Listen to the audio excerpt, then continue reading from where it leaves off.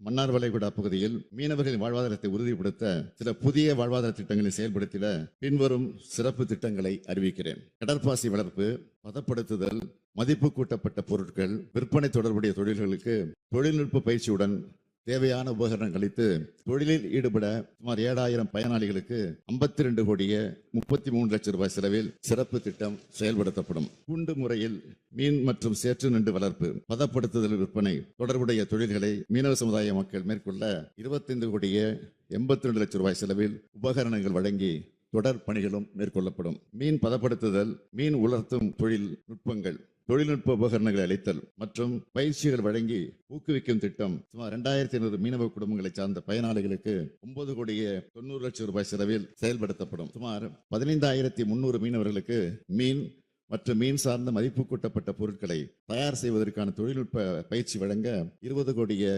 52 லட்சம் ரூபாய் செலவில் திட்டம் செயல்படுத்தப்படும்.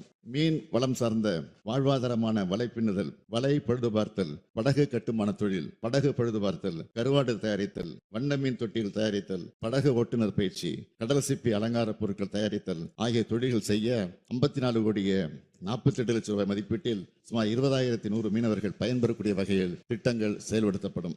மீன்வளம் சாராத பிற தொழில் வாய்ப்புகளை ஏற்படுத்தி தர குறிப்பாக காளான் வளர்ப்பு, சுற்றுலா படகு இயக்குதல், கைவினை பொருட்கள் தயாரித்தல், வீட்டு முறை மசாலா பொடிகள் தயாரித்தல், அழகு கலை பயிற்சி, சிறுதானிய உணவு தயாரித்தல் போன்ற பல்வேறு தொழில்கள் செய்ய சுமார் 14,700 பயனாளிகளுக்கு 53 கோடியே 62 லட்சம் ரூபாய் செலவில் இந்த திட்டம் செயல்படுத்தப்படும். தமிழ்நாடு அரசின் மீன்வளத்துறை, மீனவர் கூட்டுறவு சங்கங்கள், மகளிர் சுய உதவிக்குழுக்கள், தொழிலாளர் நலத்துறை, தமிழ்நாடு மகளிர் மேம்பாட்டுக் கழகம், தமிழ்நாடு திறன் மேம்பாட்டுக் கழகம் போன்ற பல்வேறு அமைப்புகளும் அரசு துறைகளும் இணைந்து திட்டங்களை செயல்படுத்தும். இந்த திட்டங்களை எல்லாம் ஒருங்கிணைக்க திட்ட கண்காணிப்பு பிரிவு உருவாக்கப்பட்டு அதன் மூலம் திட்ட செயல்பாடு தொடர்ந்து கண்காணிக்கப்படும்.